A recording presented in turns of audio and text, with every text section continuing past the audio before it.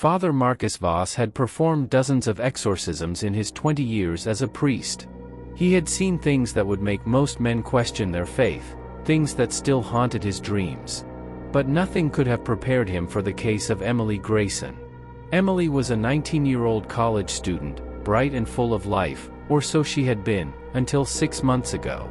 Her parents, desperate and terrified, had reached out to the diocese after countless doctors and psychiatrists failed to help her.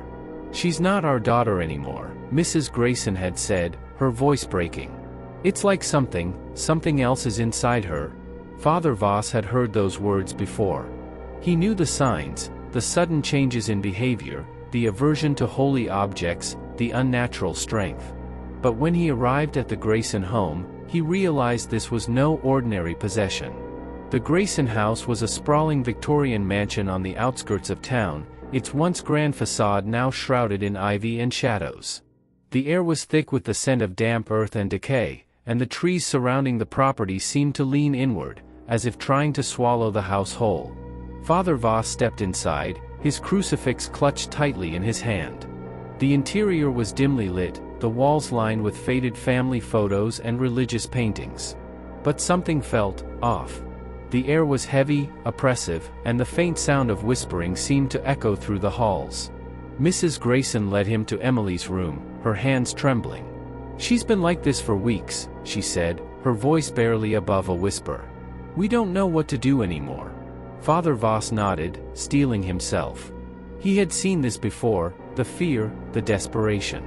But nothing could have prepared him for what he saw when he opened the door. Emily's room was a nightmare. The walls were covered in scratches, deep gouges that formed strange, spiraling patterns. The air was thick with the stench of sulfur, and the temperature dropped the moment Father Voss stepped inside. Emily sat on the bed, her back to the door. She was unnaturally still, her head tilted at an odd angle. When she turned to face him, Father Voss felt a chill run down his spine. Her eyes were black, completely black, like two voids where her irises should be. Her skin was pale, almost translucent, and her lips were curled into a grotesque smile. "Father," she said, her voice a guttural growl that didn't belong to a teenage girl. "How kind of you to join us." Father Voss tightened his grip on the crucifix. "In the name of the Father, the Son, and the Holy Spirit, I command you to reveal yourself."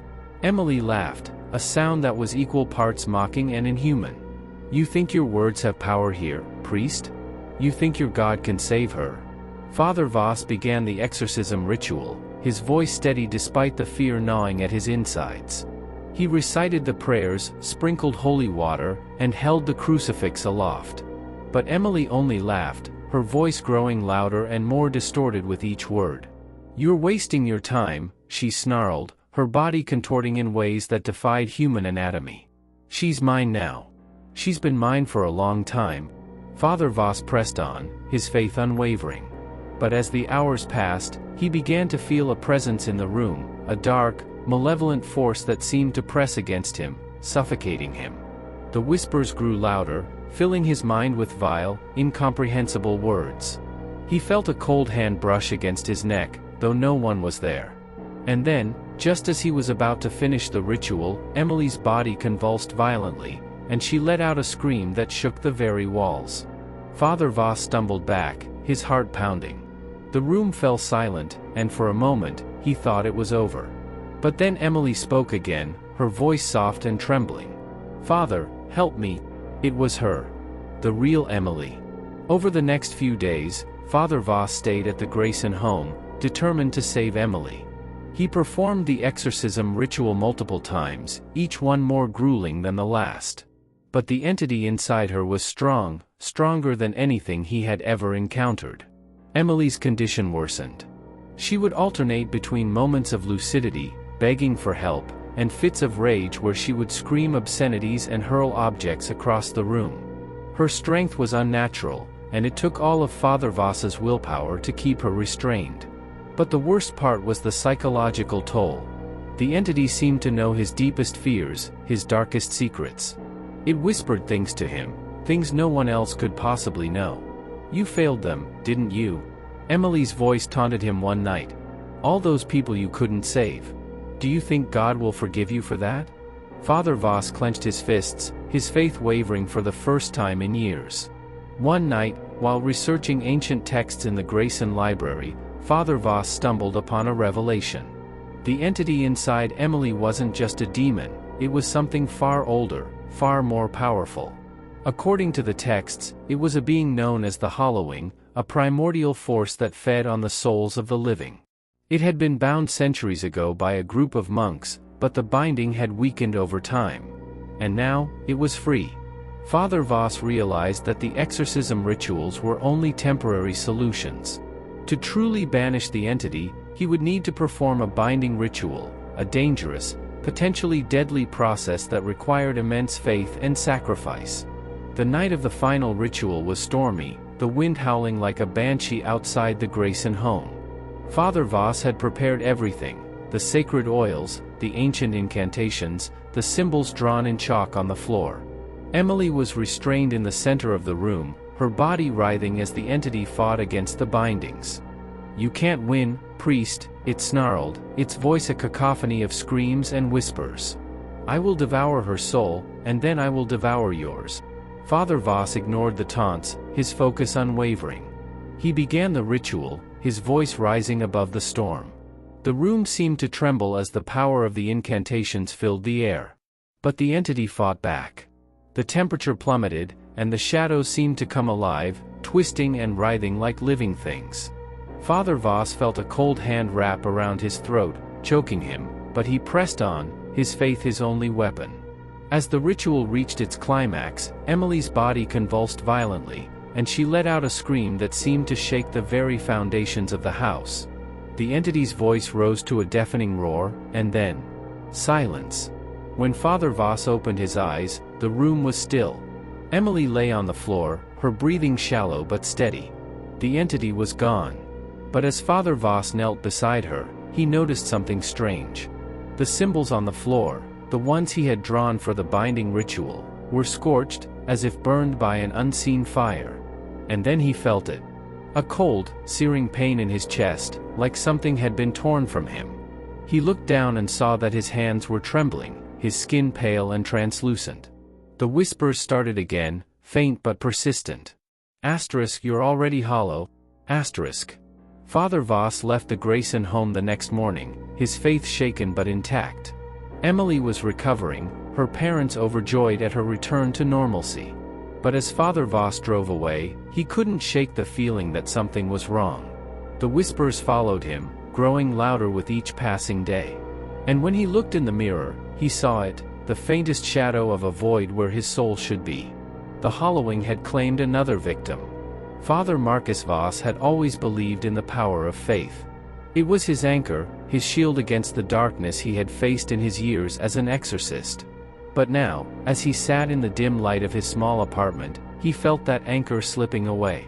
The whispers that had followed him from the Grayson home were growing louder, more insistent, and the void he had seen in the mirror seemed to deepen with each passing day. It had been 3 weeks since the binding ritual. Emily Grayson was recovering, her parents overjoyed at her return to normalcy. But Father Voss knew the truth. The Hollowing was not gone, it had merely been delayed. And now, it was coming for him. The first sign was the dreams. Every night, he found himself standing in a vast, dark expanse, the ground beneath his feet soft and yielding. The air was thick with the scent of decay, and the whispers surrounded him, a cacophony of voices that seemed to come from every direction. "You cannot escape us, priest. We are everywhere. We are coming." In the distance, he could see the figure, the same void-like entity he had faced in Emily's room. It moved toward him with unnatural speed, its form shifting and twisting like smoke. Each time, he woke up drenched in sweat, his heart pounding, the whispers still echoing in his ears. Determined to understand what was happening to him, Father Voss began to research the Hollowing in earnest. He spent hours in the diocesan archives, poring over ancient texts and forgotten manuscripts. What he found chilled him to the bone. The Hollowing was not just a demon, it was a primordial force, a being that existed outside of time and space. It had been bound centuries ago by a group of monks, who had sacrificed their lives to contain it. But the binding had weakened over time, and now, the hollowing was breaking free. The text spoke of a ritual, a final, desperate attempt to banish the hollowing forever. But it required a sacrifice, the soul of the one who performed it. Father Voss knew what he had to do. He reached out to the few people he trusted, Father Michael O'Connell, an old friend and fellow exorcist, and Sister Margaret, a nun with a deep knowledge of the occult. Together, they began to prepare for the ritual. The first step was to gather the necessary components: sacred oils, blessed candles, and a relic of Saint Michael the Archangel, said to have the power to banish even the most powerful demons. But the most important item was the Codex Aeternum, an ancient manuscript that contained the incantations needed to perform the ritual. The Codex was kept in the Vatican's secret archives, guarded by the most stringent security measures.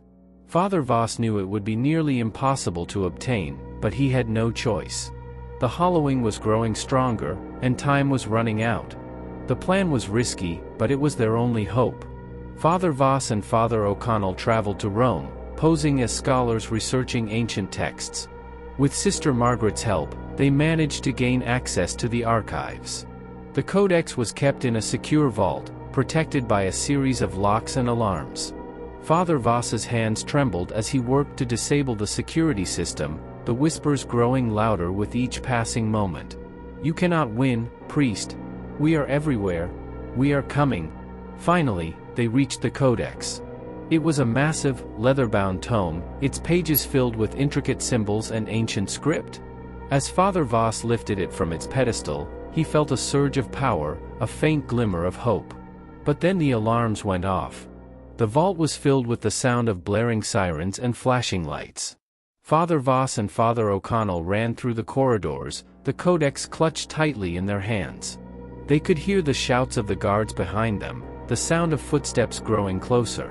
They managed to make it to the exit, but just as they reached the door, Father O'Connell was struck by a bullet. He fell to the ground, blood pooling beneath him. "Go!" he shouted, his voice weak but determined. "Finish the ritual. Save us all." Father Voss hesitated, but he knew there was no time. He ran into the night, the Codex clutched tightly in his hands, the whispers growing louder with each step. Back in his apartment, Father Voss began the final preparations. He drew the sacred symbols on the floor, lit the blessed candles, and anointed himself with the sacred oils. The Codex lay open before him, its pages filled with the incantations he needed to perform. The whispers were deafening now, a cacophony of voices that seemed to come from every direction.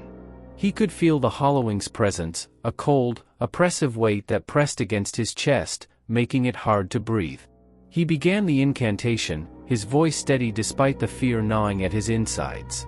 The room seemed to tremble as the power of the words filled the air, the candles flickering and the symbols glowing with an otherworldly light. But the hollowing fought back. The temperature plummeted, and the shadows seemed to come alive, twisting and writhing like living things. Father Voss felt a cold hand wrap around his throat, choking him, but he pressed on, his faith his only weapon. As the ritual reached its climax, the room was filled with a blinding light. The hollowing's voice rose to a deafening roar, and then silence.